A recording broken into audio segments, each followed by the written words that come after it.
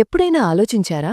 మన శరీరం ఏ మందులు లేదా బయటి సహాయం లేకుండా లోపల్నించి తనను తాను ఎలా స్వస్థత పొందుతుంది? ఈరోజు మనం అలాంటి ఒక అద్భుతమైన సహజ ప్రక్రియ గురించి మాట్లాడబోతున్నాం. అది ఉపవాసం అనగా ఫాస్టింగ్ సమయంలో సక్రియమవుతుంది. ఈ ప్రక్రియ పేరు ఆటోఫేజీ. ఒకసారి ఊహించండి, మన శరీరం తనలోని పాత, దెబ్బతిన్న కణాలను తొలగించి వాటి స్థానంలో పూర్తిగా కొత్త, ఆరోగ్యవంతమైన కణాలను తయారు చేయగలిగితే. ఇదేలో సైన్స్ ఫిక్షన్ కాదు, ఇది ఒక చాలా శక్తివంతమైన జీవశాస్త్రీయ ప్రక్రియ. దీన్ని మనం ఈరోజు అర్థం చేసుకోబోతున్నాం. అయితే ముందుగా ఈ పదాన్ని విడదీసి అర్థం చేసుకుందాం. ఆటోఫేజీ ఈ పదము గ్రీకు భాష నుంచి వచ్చింది. అందులో ఆటో అంటే సెల్ఫ్ అనగా తను తాను, ఫేజీ అంటే టు ఈట్ అనగా తినడం.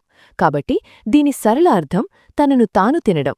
ఇప్పుడు వినడానికి ఇది కొంచెం వింతగా అనిపించవచ్చు, కానీ ఈ ప్రక్రియ అంతే తెలివైనది. ఇది మన శరీరానికి సొంతమైన సహజ రీసైక్లింగ్ వ్యవస్థ.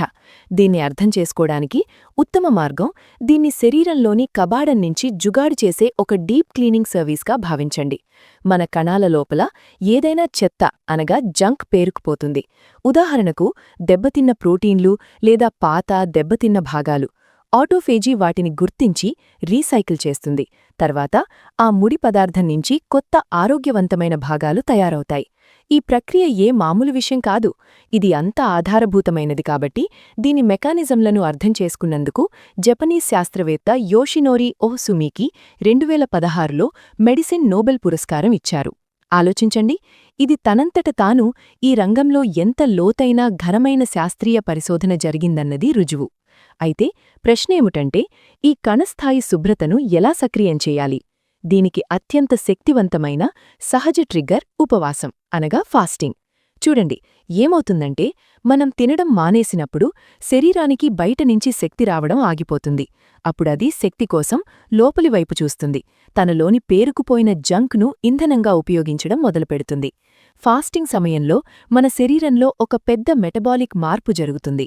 సాధారణంగా శరీరం శక్తి కోసం తిన్న ఆహారం నుంచి వచ్చే గ్లూకోజ్ అనగా షుగర్ను ఉపయోగిస్తుంది.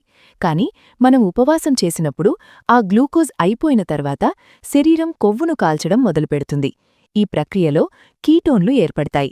ఈ కీటోన్లు మన మెదడుకు చాలా శుభ్రమైన, సమర్థవంతమైన సూపర్ ఫ్యూయల్లా పనిచేస్తాయి.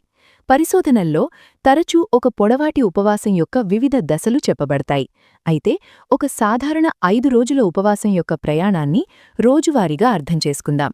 శరీరం లోపల ఏమి జరుగుతుందో. మొదటి రోజు ఏమవుతుంది? శరీరం కాలేయం, కండరాల్లో నిల్వ ఉన్న గ్లైకోజన్ను ఉపయోగిస్తుంది. ఇక్కడ ఆసక్తికరమైన విషయమేమిటంటే, గ్లైకోజన్ ప్రతి మాలిక్యూల్తో నీరు కూడా నిల్వ అవుతుంది. కాబట్టి ఆ గ్లైకోజన్ కాల్చబడినప్పుడు ఆ నీరు కూడా బయటకు వెళ్తుంది. అందుకే మొదట్లో వేగంగా తగ్గినట్టు కనిపించే బరువు ఎక్కువగా కొవ్వు కాదు, వాటర్ వెయిట్ అవుతుంది.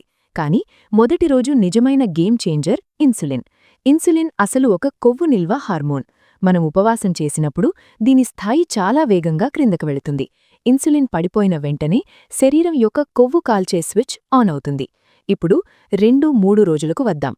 ఈ సమయానికి శరీరం డీప్ కీటోసిస్లోకి వెళుతుంది. ఆటోఫేజీ యొక్క ఇంజిన్ పూర్తి వేగంతో ఉంటుంది. ఇదే సమయంలో మెదడులో BDNF అనగా బ్రెయిన్ డిరైవ్డ్ న్యూట్రోఫిక్ ఫ్యాక్టర్ స్థాయి కూడా పెరుగుతుంది. ఇది ఒక ప్రోటీన్. అది కొత్త న్యూరాన్ల గ్రోగుదలకు మద్దతిస్తుంది. ఇదే కారణం చాలామంది ఈ సమయంలో అద్భుతమైన మానసిక స్పష్టత, ఫోకస్ అనుభవిస్తారు. కాని ఇక్కడ ఒక చాలా సాధారణ భయం ప్రజల మనసుల్లో వస్తుంది: కండరాల నష్టం. ఉపవాసంలో శరీరం శక్తి కోసం తన విలువైన కండర టిష్యూను కాల్చడం మొదలుపెడుతుందా? చూడండి, ఈ ఆందోళన పూర్తిగా సమంజసమే. కాని మన శరీరం చాలా తెలివైనది. పరిశోధనలు చూపిస్తున్నాయి, ఉపవాసం సమయంలో గ్రోత్ హార్మోన్ స్థాయి చాలా పెరిగి స్పైక్ అవుతుంది. ఈ హార్మోన్ కండర టిష్యూను పాడవకుండా కాపాడుతుంది. శరీరం యొక్క మొదటి ప్రాధాన్యత కొవ్వు, కణాల జంక్ను కాల్చడం, కండరాలు కాదు. కాబట్టి దీన్ని సంగ్రహిస్తే, ఒక పొడవాకి ఉపవాసం సమయంలో 3 ప్రధాన విషయాలు జరుగుతాయి. ఇన్సులిన్ స్థాయి ఒక్కసారిగా క్రిందకు వెళుతుంది. ఆటోఫేజీ యొక్క క్రియాశీలత చాలా పెరుగుతుంది. గ్రోత్ హార్మోన్ కండరాలను కాపాడడానికి స్పైక్ అవుతుంది. 4-5 రోజుల వరకు శరీరం ఒక సూపర్ ఎఫిషియెంట్ కొవ్వు కాల్చే యంత్రంగా మారిపోతుంది. తరచూ ఈ దశలో ఆకలి కూడా దాదాపు అదృశ్యమవుతుంది. ఎందుకంటే శరీరం తన సొంత కొవ్వు నిల్వలను ఇంధనంగా ఉపయోగించడంలో నేర్పరిగా మారిపోతుంది. అంతేకాదు, ఇదే దశలో కొన్ని లాంజివిటీ జీన్లు అనగా ఎక్కువ కాలం జీవించడంతో సంబంధించిన జీన్లు కూడా సక్రియమవుతాయి. అయితే ఉపవాసం పూర్తయింది, శరీరం యొక్క డీప్ క్లీనింగ్ కూడా జరిగింది. కాని కథ ఇక్కడే ముగిసిపోతుందా? ఆటోఫేజీ యొక్క నిజమైన ప్రయోజనం కేవలం ఈ చెత్తను శుభ్రం చేయడమేనా? బిల్కుల్ కాదు. అసలు జాదు ఉపవాసం తర్వాతే మొదలవుతుంది. ఒక చాలా ముఖ్యమైన విషయం, దాన్ని ప్రజలు తరచూ పట్టించుకోరు. అది ఉపవాసాన్ని సరిగ్గా తెంచడం, అనగా రీఫీడింగ్ అనేది ఇలా అర్థం చేసుకోండి. ఉపవాసం పాత బలహీనమైన భవనం కూల్చడం లాంటిది.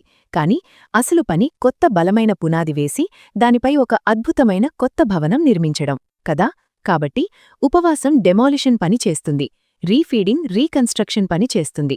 ఏమవుతుందంటే ఉపవాసం సమయంలో శరీరం పాత బలహీనమైన రోగనిరోధక కణాలను తొలగిస్తుంది.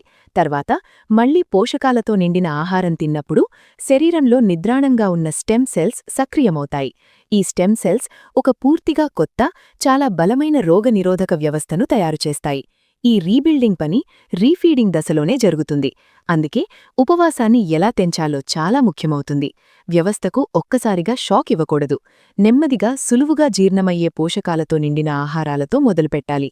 ఉదాహరణకు బోన్ బ్రాత్, ఉడికించిన గుడ్లు లేదా అవకాడో. భారీ ఆహారం, షుగర్ లేదా రిఫైన్డ్ కార్బ్స్ నుంచి పూర్తిగా దూరంగా ఉండాలి. ఇప్పుడు ఒక చాలా ముఖ్యమైన విషయం, ఆటోఫేజీ ఏదో అద్భుత చికిత్స కాదు. ఇంటర్నెట్లో ఉపవాసం గురించి చాలా మిథులు వ్యాపిస్తున్నాయి.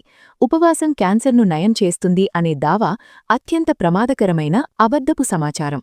ఏడైనా పొడవాటి ఉపవాసం మొదలుపెట్టే ముందు డాక్టర్ సలహా తీసుకోవడం నాన్ నెగోషియబుల్, అనగా దాని వెనకుండా ముందుకు వెళ్లడమే కాదు. ఉపవాసం అందరికీ సరిపడదని అర్థం చేసుకోవడం కూడా అంతే ముఖ్యం.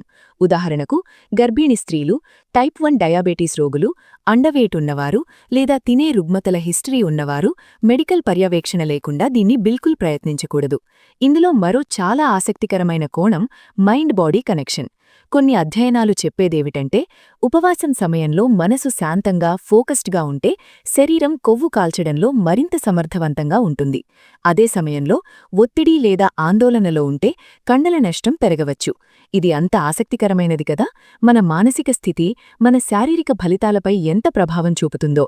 కాబట్టి ఆటోఫేజీ అంటే కేవలం ఆకలితో ఉండటం కాదు, బదులుగా శరీరం యొక్క సహజ మరమ్మత్తు వ్యవస్థను శాస్త్రీయంగా అర్థం చేసుకుని దాన్ని మద్దతిమ్మడం ఒక మార్గం.